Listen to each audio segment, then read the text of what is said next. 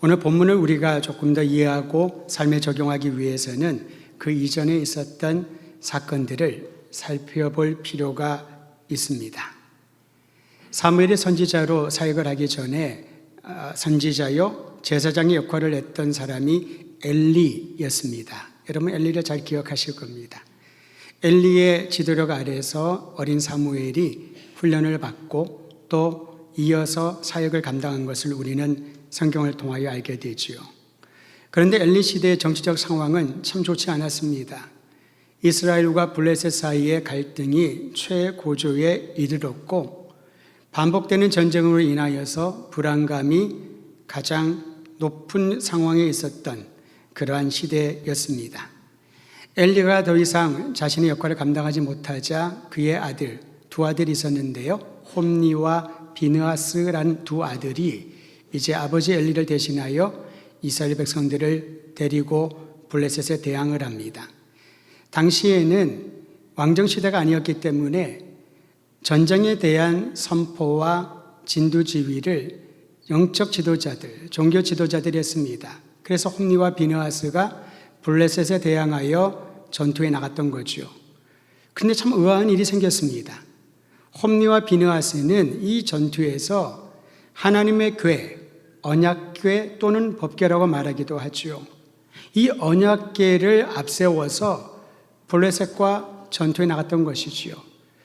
홈니와 비느하스의 생각에는 언약궤, 하나님의 임재를 보여주는 이 언약궤를 앞세우면은 블레셋 정도야 단번에 물리칠 수 있다라고 생각했던 겁니다. 여러분 놀랍게도 이와 같은 생각은 당시의 홈니와 비느하스뿐만 아니라 오늘날 우리 가운데도 은연중에 스며드는 것을 보게 됩니다.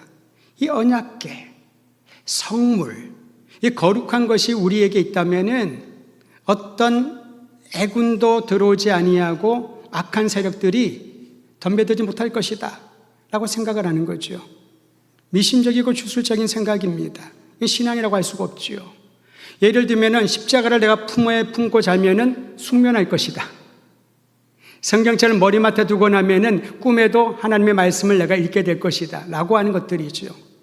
내가 어떤 기물을 갖고 있으면은 이 물건의 도움을 받아서 잘 될 것이다, 형통할 것이다 라고 하는 그러한 신앙관을 갖게 됩니다.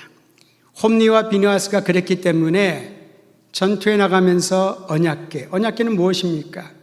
광야 시대에는 성막의 구분을 하지요. 성막 가장 안쪽에 있는 지성소에 두는 하나님의 은혜를 경험하는 그러한 장소, 즉 예배를 위하여 하나님이 명하신 그러한 성물이 바로 언약궤입니다. 그런데 전쟁을 치르면서 하나님의 능력을 보여주기 위한 도구로 언약궤를 가져갔던 것이지요. 그런데 여러분, 이 전투에서 결국 이스라엘은 패배를 합니다. 홈니와 비느하스도 전사합니다. 더 심각한 문제는 이 언약궤를 블레셋에 빼앗겼다는 것이지요. 언약궤만 있으면 백전백승할 줄 알았는데 그것을 이끌어갔던 지도자들은 죽고 전쟁에서 패하고 언약궤마저 빼앗겼으니 이스라엘은 혼돈에 빠지게 되었습니다.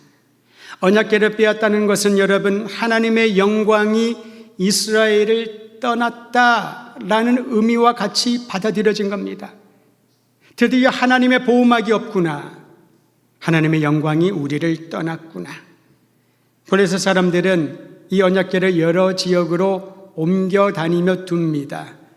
왜 그랬냐면은 이 언약궤를 둔 곳에 재앙이 일어나고 아주 끔찍한 일들이 일어나다 보니까 그들의 생각에는요, 이방 신앙을 갖고 있는 이들에게서는 이러한 물건, 조각한 어떤 형상 굉장히 중요합니다. 그래서 이 언약궤를 여기저기 옮겨 다니다가 결국은 기럇 여아림이라는 곳에 보관을 합니다. 기럇 여아림의 산지에 살고 있었던 아비나답이라는 사람이 있었는데 그 가족에게 언약궤를 보관하라 라고 말을 합니다. 명령이었습니다. 어찌할 수 없이 아비나답이 자신의 집, 자신의 가족에게 이 언약궤를 보관하게 두었는데 장장 20년 동안 이 언약궤가 이방 땅 기럇 여아림의 이방인들의 손에 의해서 보관되고 있었다는 겁니다. 사무엘상 7장 2절은 그래서 이렇게 얘기합니다. 그가 기럇 여아림에 들어간 날부터 20년 동안 오래 있은지라. 20년 동안 왜 언약궤를 찾아올 생각을 못했을까요? 그 시대는 사울이 왕이 오르는 시대가 되었고 이제 왕정 시대에 돌입을 됐는데 왜 그 언약궤를 찾아올 생각도 또는 그 언약궤에 대하여 오랜 기간 동안 잊어버리고 있는 것처럼 살았을까요? 여호와의 영광이 떠난 상태에서 보낸 20년 동안 이스라엘 백성들은 누구에게 예배를 드렸으며 어떠한 마음으로 예물을 바쳤을까요? 이제 다윗이 왕위에 올랐습니다. 다윗은 달랐습니다. 그가 가장 먼저 한 일은 언약궤를 되찾는 것이었습니다. 일반적으로 왕권을 잡으면 정치 개편을 합니다. 자기의 사람들의 적소에 배치를 하고요. 새로운 제도를 마련하죠.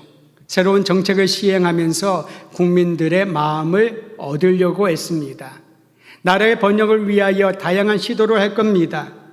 이에 비해 다윗의 통치 철학은 전혀 달랐습니다. 그는 하나님 중심으로 모이는 신앙 공동체의 국가를 세우는 일에 힘을 쏟았던 것이지요. 하나님 중심으로 모이는, 그런데 하나님의 임재와 하나님의 영광을 보여주는, 가시적으로 말입니다, 보여주는 언약궤를 빼앗겨서 살았으니 다윗에게 있어서 가장 큰 사명은 언약궤를 되찾아오는 것, 다시 말하면 하나님 중심의 예배 공동체를 재건하는 것이 그에게 있어서 첫 번째 사명이었습니다. 여러분, 예배는 무엇일까요? 정한 장소에 정한 시간에 함께 순서에 따라서 드리는 게 예배일까요? 예배는 살아계신 하나님을 높여드리는 겁니다. 주님의 은혜에 감사하는 우리의 고백과 반응입니다. 하나님의 말씀을 듣고 그 말씀에 순종하겠다고 결단의 시간이 예배입니다. 주님의 말씀에 순종하는 것이 우리의 기쁨이요 특권이라는 것을 함께 공동체가 한 마음으로 고백하는 것이 예배입니다. 그런 면에서 언약궤를 되찾아온다는 것은 하나님의 임재와 그분의 영광과 지금 우리에게 말씀하시는 하나님의 뜻을 듣고자 하는, 그리고 순종하고자 하는 염원을 담고 있습니다. 언약궤 안에는 세 가지 물건이 있었습니다. 하나는 모세가 십계명을 받았던 그 두 개의 돌판을 넣어두었습니다. 두 개의 돌판은 무엇을 뜻할까요? 우리는 하나님 말씀, 하나님의 뜻에 순종하는 구별된 백성이라는 것을 보여줍니다. 사람의 말과 내 생각이 아니라 하나님의 계획에 따라 순종하는 백성이다. 모세의 두 개의 돌판이 말해주는 의미이지요. 두 번째 넣어놓은 물건은 만나 항아리입니다. 40년 동안 이스라엘 백성들이 굶어 죽지 않도록 하늘에서 하나님이 내려주신 만나. 만약에 그 만나가 없었더라면 1년, 아니 한두 달도 지나지 못해서 광야에서 다 굶어 죽었을 것입니다. 이 만나 항아리가 주는 의미는 하나님은 우리의 공급자이시요 생명의 주관자이심을 보여주는 징표인 거지요. 세 번째 물건은 아론의 싹이 난 지팡이를 넣어두었습니다. 하나님께서 주님의 사람들을 통하여 주의 백성을 약속의 땅 가나안으로 인도하신다는 확증을 보여주는 물건인 겁니다. 이 세 개의 물건은 언약궤 안에 들어갔다는 것은 하나님께서 우리에게 어제도 오늘도 내일도 말씀하시고, 하나님께서 우리의 필요를 채워주시고, 하나님께서 영원한 목자여 인도자가 되어주신다는 이 약속을 기억하며 예배 드리는 중요한 의미를 보여주고 있는 거지요. 그러므로 다윗이 세운 새로운 왕조는 신앙의 근본으로 돌아가는 것을 기치로 삼았습니다. 신앙의 근본이 무엇일까요? 하나님 중심으로, 하나님 말씀 중심으로, 하나님의 임재 안에서 그분의 주권에 순종하는 것이 신앙의 근본으로 돌아가는 줄 믿으시기를 바랍니다. 이제 다윗을 필두로 언약궤를 아비나답의 집에서 예루살렘을 옮기려고 하는데 옮기는 그 과정 가운데 예상치 못한 사건이 발생했습니다. 아비나답에게 두 아들이 있었습니다. 우사와 아효라는 두 아들이 있었는데 언약궤를 두 아들에게 옮기라고 명을 하죠. 근데 그 두 아들 중에 우사가 죽임을 당하는 비극이 일어납니다. 우사와 아효가 언약궤를 새 수레에 싣고 나곤이란 사람의 타작마당에 이르렀습니다. 그런데 어떤 일이 있었는지 우리는 정확히 알지 못하지만은 수레를 끌던 소가 갑자기 날뜁니다. 이 소를 자극하는 어떤 일이 있었겠죠. 그러자 수레에 싣고 있었던 언약궤가 흔들거리면서 잘못하면 수레에 떨어져 깨어질 위기에 처했던 겁니다. 그 모습을 본 우사가 반사적으로 손을 내밀어 언약궤를 붙잡습니다. 우리가 보기에는 잘한 일 아니겠습니까? 하지만 그 일로 인해서 하나님께서 진노하시고 그를 죽게 하셨답니다. 어떻게 보면 하나님이 참 가혹하시다라고 생각할 수 있습니다. 그런데 여러분, 왜 우사가 죽임을 당하려고 했는가? 그 행동 이전에 첫 번째 단추부터 잘못 꿰었던 것이지요. 율리에 의하면 언약궤는 성물, 거룩한 그런 물건이기 때문에 옮길 때도 규정이 있었습니다. 레위 사람들이 어깨에 메고 이동을 해야만 했습니다. 그냥 생각해 보십시오. 이 언약궤를 어깨에 메고 사람들이 이동한다면은 오랜 시간 동안 먼 거리를 이동하기 어려웠을 겁니다. 그러자 생각을 하게 되죠. 어떻게 하면 조금 더 효율적으로, 합리적으로, 쉽고 편리하게 옮길 수 있을까? 그리고 구상해낸 것이 수레에다 실자. 동물의 힘을 빌려가지고, 동물의 힘이 아무래도 사람보다 강하잖아요. 이 수레를 끌게 하면은 짧은 시간에 편리하게, 안전하게 옮길 수 있을 것이다. 여기까지도 아무 문제가 없어 보입니다. 하지만 하나님은 명하셨습니다. 주님께서 그것을 몰라가지고 그러한 좋은 방법을 주님께서 몰라서 명하지 않으셨을까요? 그와는 전혀 다른, 때로는 투박하고 어리석어 보이고 왜 그렇게 해야 되지라고 하는 질문이 이어지는 상황 가운데서도 하나님이 그렇게 명령하신 이유가 있다라는 것이죠. 힘들다고 편리한 방법을 찾지 말라는 겁니다. 내가 생각하기에 굿 아이디어를 찾아서 그것을 실행하고 거기에 만족하고 좋아라 하지 말라는 것입니다. 성물을 대하는 올바른 태도를 우사가 갖추지 못했기 때문에 죽임을 당한 것입니다. 우사와 아효는 언약궤를 옮기는 일에만 집중했습니다. 하나님의 명령을 생각도 하지 못했던 거죠. 이것은 여러분 오늘날 우리에게도 빈번하게 나타나는 현상입니다. 내가 주님을 위해서 어떻게 섬길까? 주님의 교회를 어떻게 잘 섬길까? 헌신하며 온 힘을 쏟지만은 그 일에만 집중하여 있다 보면은 정작 하나님께서 이 일을 통하여 우리에게 배우고 자라나게 하시는 의도를 깨닫지 못하게 된다는 겁니다. 어쨌든 이 우사가 죽는 것을 보고 다윗은 두려워합니다. 온 백성도 두려워합니다. 그래서 언약궤를 이동하는 이 계획을 멈추지요. 기약도 없이 중단되었습니다.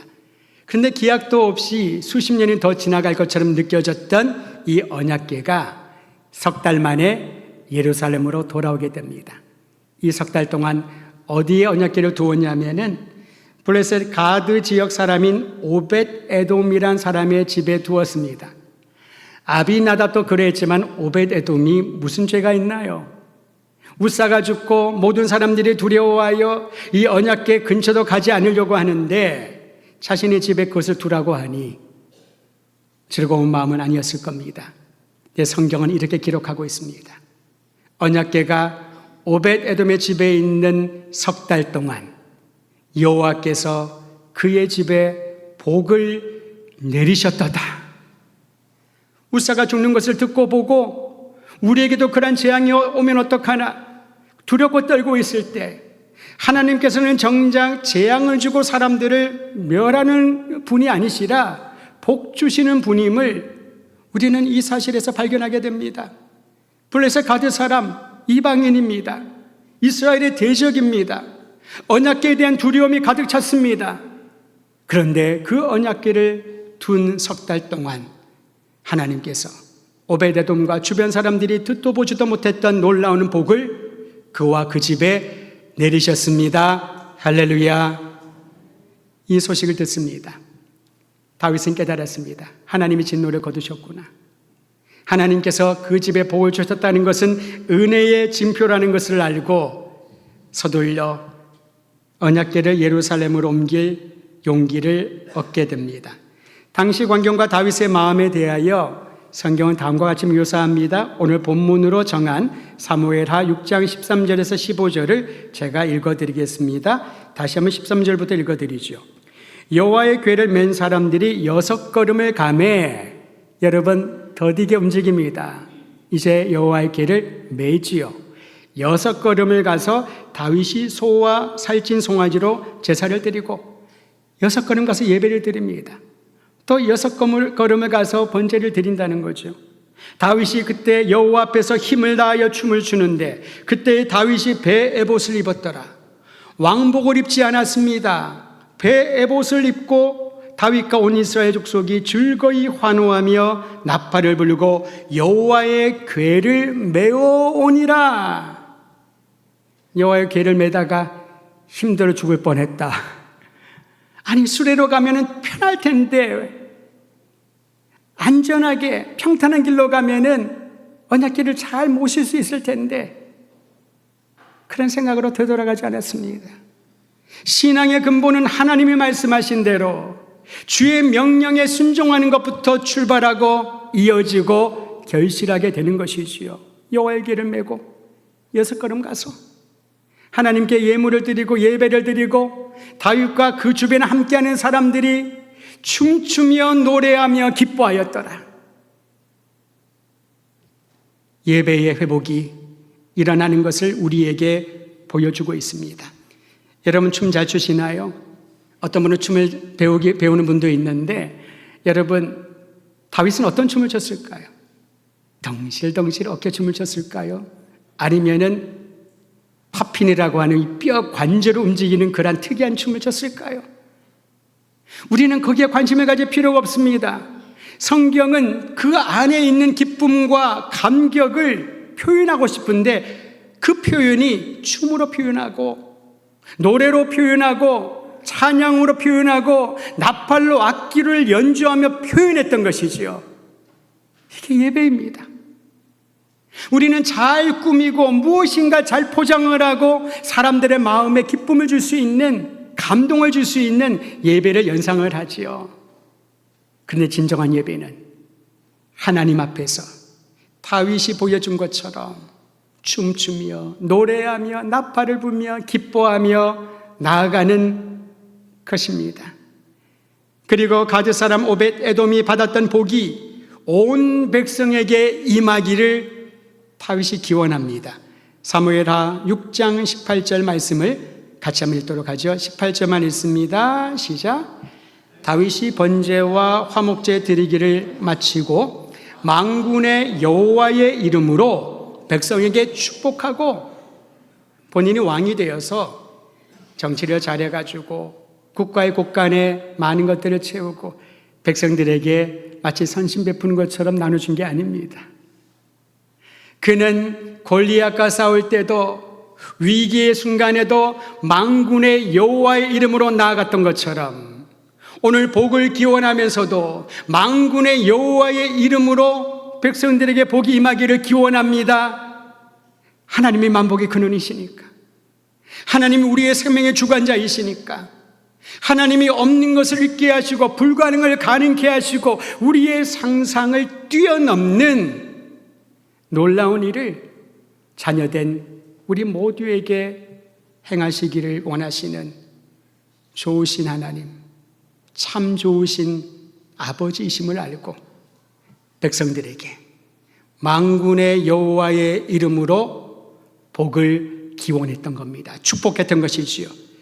저는 오늘 이 복을 누리는 우리 모든 성도들이 공동체 안에서 귀한 형제와 자매들을 바라볼 때마다 다윗이 온 백성을 위하여 만군의 여호와의 이름으로 축복한 것처럼 서로를 하나님의 이름으로, 성삼위 하나님의 이름으로 축복하고 복을 기원하고 그들의 앞날에 하나님의 행하실 위대한 일들을 기대하는 아름다운 공동체가 되기를 주의 이름으로 축원드립니다.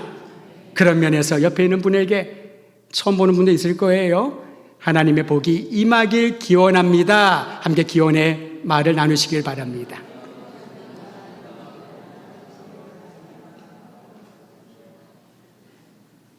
아버지 어머니가 아들과 딸에게 하나님의 너에게 복 주기를 원하노라. 아들과 딸이 부모에게, 사랑하는 아버지 어머니에게 살아계신 하나님께서 복을 베풀기를 기원하나이다. 이것을 하라고, 이것을 보여주라고 우리를 교회로 불러주신 줄 믿으시기를 바랍니다.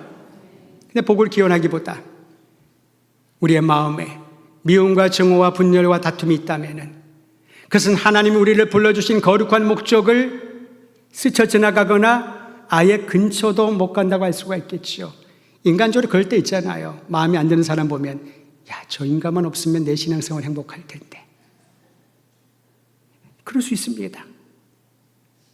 그때 멈추면은 우리의 신앙은 거기까지고, 그때 하나님께 자복하고 주님 도우소서, 이게 나입니다. 내가 죄인입니다. 내가 부족합니다. 그래서 주님이 필요합니다. 만복의 근원이신 하나님이여, 저 형제에게, 이 자매에게 축복하여 주시옵소서. 축복의 언어가, 축복의 행동과 축복의 마음이 교회 안에 충만할 때 그것이 우리 사회를 흘러 깊은 곳까지도 스며들어 하나님의 위대한 일을 보게 될 줄 믿으시기를 바랍니다. 그런데 다윗이 이와 같은 행동을 납득하지 못한 사람들도 물론 있었습니다.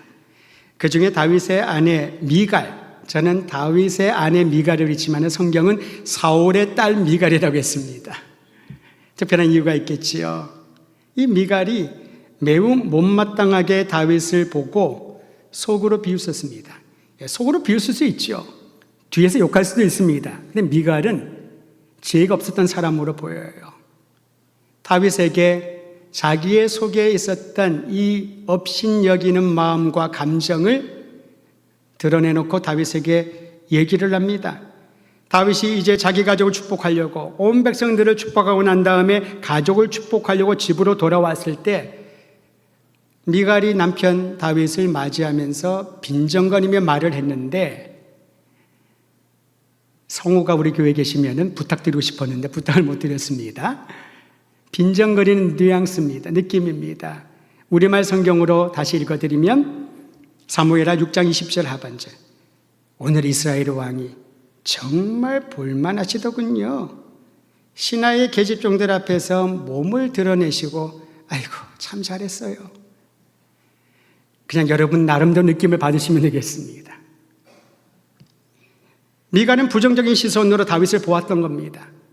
그 행동을 보았던 거지요.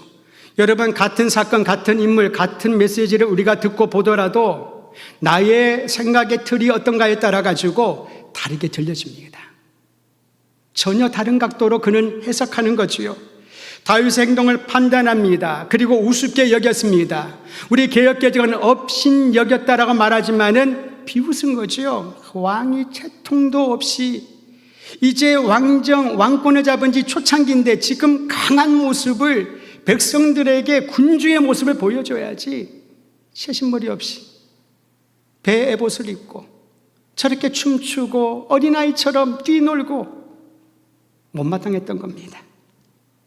다윗의 의도를 전혀 파악하지 못하고 미갈은 예배의 중심으로 들어가지 못한 예배 바깥에 서 있는 방관자요, 오히려 그 예배를 비웃는 사람으로 전락하고 말았죠. 다윗은 미갈에게 자신의 행동을 설명을 합니다. 오늘 본문 마지막 절입니다. 6장 21절 같이 읽지요. 시작. 다윗이 미갈에게 이르되 이는 여호와 앞에서 한 것이니라. 그가 네 아버지와 그의 온 집을 버리시고 나를 택하사 나를 여호와의 백성 이스라엘의 주권자로 삼으셨으니 내가 여호와 앞에서 뛰놀리라. 아멘. 다윗은 자신을 하나님께서 택하셨다는 것을 알았습니다. 그리고 백성을 다스리는 영도자로 세워주심을 알았습니다. 지난 시간에 함께 말씀 나눴던 것처럼 주권자라고 하는 것은요, 누르는 사람, 명령만 하는 사람, 조종하는 사람이 아닙니다. 영도자란 말로 번역하는 게 더 의미를 이해하기 쉬울 겁니다. 그들을 하나님의 뜻에 따라 바른 길로 인도하는 사람으로 세우셨다. 그게 다윗이 왕권에 대한 인식이었던 거지요. 내가 사람들을 위해 군림하는 자가 아니다. 하나님이 나를 택하셔서 그들을 바른 길로 인도하라고, 인도하라고 나에게 사명을 주셨다. 그는 그것을 항상 잊지 않고 백성들을 바라보며 하나님 앞에서 정치를 했던 사람이었던 겁니다. 그 이전에 예배를 드렸던 예배자였지요. 다윗은 언제나 하나님 앞에서 행동한다는 의식을 가지고 살았습니다. 여러분, 동일하게 우리도 하나님 마음에 맞는 사람이 되려면은 생각이나 판단이나 행동이나 말까지도 하나님 앞에서 하여야 된다라고 하는 의식을 가져야 할 것입니다. 여러분, 어른 앞에서 자녀들이 또 어린 사람들이 함부로 얘기하지 않지요. 이거는 동양의 우리나라의 문화뿐만 아니라 해외도 마찬가지입니다. 나의 상전이 있는, 또 내가 어떤 권위 아래에 있는 사람 앞에서 말을 절제를 합니다. 그런데 그가 없으면 내가 생각나는 대로 원하는 대로 말을 하더라도 아무 문제가 없습니다. 왜 절제를 할까요? 내 말이 혹시나 무리를 일으킬까 봐, 나의 행동이 상처를 주거나 마음을 상하게 할까 봐 사람들 앞에서 의식을 하며 행동하지 않습니까? 하물며 우리가 하나님 앞에서 행동한다면, 하나님 앞에서 살고 있다는 인식을 한다면은 우리의 생각과 모든 삶의 영역들은 분명히 달라지게 변화될 것입니다. 하나님 앞에 있는 사람은 주님만을 의지하는 믿음을 갖게 되지요. 하나님 앞에 있는 사람은 세상의 방식과 불의와 타협하는 길을 선택하지 않을 겁니다.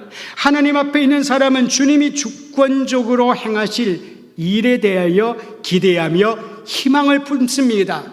하나님 앞이니까. 주님께서 원하시는 것이 무엇일까? 내 마음이 거기에 채널을 맞추게 되어 있다는 겁니다. 그러기에 다윗이 가장 중요하게 붙들었던 삶의 가치를 발견하게 됩니다. 한번 따라 하시지요. 하나님과의 인격적인 관계. 곧 예배를 말합니다. 예배는 하나님을 만나는 시간입니다. 예배는 하나님과 인격적인 관계를 형성하는 시간입니다. 그리고 그 인격적인 관계는 친밀한 사랑의 관계로 들어가는 세상에서 가장 소중한 시간입니다.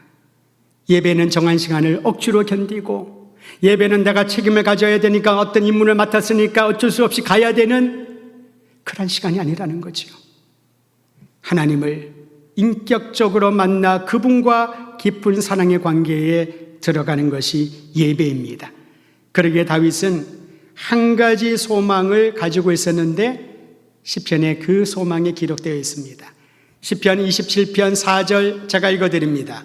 내가 여호와께 바라는 한 가지 일, 그것을 구하리니 곧 내가 내 평생에 여호와의 집에 살면서 여호와의 아름다움을 바라보며 그의 성전에서 사모하는 그것이라. 할렐루야. 다윗의 고백입니다. 나의 한 가지 평생 소원은 여호와의 성전에 살면서 그분의 아름다움을 사모하며 그분과 함께 동행하는 것이 나의 한 가지 소망입니다. 내가 왕으로 있는 동안에 많은 나라들을 굴복시키는 그런 왕이 되게 해달라고, 내 명예를 하나님께서 높여달라고 기도하지 않았습니다. 내 한 가지 소망은 하나님 집에 거하며 하나님의 아름다움을 사모하며 주님과 동행하는 삶, 그러한 예배를 드리기를 원합니다. 저는 오늘 더듬게 모든 성도들이 이 말씀을 마음에 품고 하나님 중심으로, 하나님의 진정으로 예배하며 우리의 삶의 모든 영역마다 함께 하시는 하나님 앞에서 생각하고 결정하고 움직이고 그 다음을 준비한 일들이 있기를 간절히 소망합니다. 1517년 1월 27일 신성 로마 제국의 황제 카를 5세가 독일 보름스란 도시에 제국의 의회를 소집했습니다. 제국의 의회라고 하니까 그 중요 사안이 정치적인 이슈라고 생각할 텐데 그렇지 않았습니다. 종교개혁의 주역이었던 마틴 루터를 불러서 소환하여 그의 주장을 철회시키기 위한 목적으로 제국의 의회를 황제가 소집했습니다. 카를 5세 황제는 루터를 직접 신문했습니다. 여러분, 황제가 또는 왕이 신문한다는 것은 굉장히 심각한 문제라는 그런 의미가 있지 않겠습니까? 그는 직접 신문하면서 마틴 루터에게 너의 주장을 버리라. 그럼 미래를 보장해 주겠다. 지금까지의 모든 것들 없는 것처럼 덮어주겠다. 화격을 했습니다. 그런데도 루터는 자신의 신념을 굽히지 않았습니다. 대신에 자기의 신앙을 황제와 거기에 모인 사람들이 들을 수 있도록 한 문장에 담았습니다. 내가 여기 있나이다. 하나님 나를 도우소서. 내가 여기 있나이다. 하나님 나를 도우소서. 그는 종교개혁자로 교회 역사와 세계 역사에 이름을 남기려고 그 일을 시행한 게 아니었습니다. 하나님의 말씀을 묵상을 하는데 그 말씀의 빛에 비추어 교회를 바라보는데 이건 교회가 아닌 거죠. 세속의 공동체가 되어버린 이 교회를 향하여 애끓는 심정으로 오직 말씀과 오직 믿음과 오직 은혜만이 우리를 올바른 구원의 신앙에 이르게 한다라는 그 사실을 선포했는데 그거를 취소하라고 합니다. 그러자 그 반대하는 사람들 앞에서 하나님, 내가 여기 서 있습니다. 나를 주께서 도우소서. 주님 앞에 서 있는 심정으로 그는 황제의 겁박 앞에 굴하지 않고 담대하게 복음을 전했습니다. 자기의 양심이 하나님의 말씀에 사로잡혀 있었기에 오직 믿음으로 구원에 이른다는 복음의 능력을 믿었기에 하나님 앞에 서 있는 자들에게 주님께서는 변함없는 은혜를 베푸신다는 이 사실을 믿었기에 담대할 수 있었던 것이지요. 보름스에서 보여준 루터의 결단은 후대 개혁자들에게도 동일한 신앙의 가치를 갖게 하였습니다. 개혁자들은 그 가치를 라틴어 두 단어에 새겨놓았습니다. 코람 데오, 하나님 앞에서 라는 말입니다. 오늘 다윗이 말씀에 기록된 것처럼 나는 하나님 앞에서 이 일을 행하였고 나는 하나님 앞에서 어린아이처럼 뛰놀리라. 내가 하나님 앞에서 주님의 말씀에 순종하여 이 백성을 섬기리라 선언했던 것처럼 믿음의 선진들은 하나님 앞에 내가 서 있습니다. 나를 도우소서. 하나님 앞에 내가 서 있습니다. 주님의 뜻을 말씀하시고 내가 듣겠나이다. 그 신앙을 가지고 주님의 뒤를 따라갔던 겁니다. 사랑하는 성도 여러분, 힘들고 어려운 이 세상의 여정을 걸어갈 때에 하나님의 음성을 듣지 못하도록 수많은 세상의 소리가 우리의 귀에 들리고 우리의 가슴을 차지하려고 덤벼들 때에 하나님 앞에 서 있는 그 신앙을 가지고 우리 주님의 뜻에 순종하고 그 뜻을 드러내는 증인의 삶 살아가기를 우리 주의 이름으로 축원드립니다.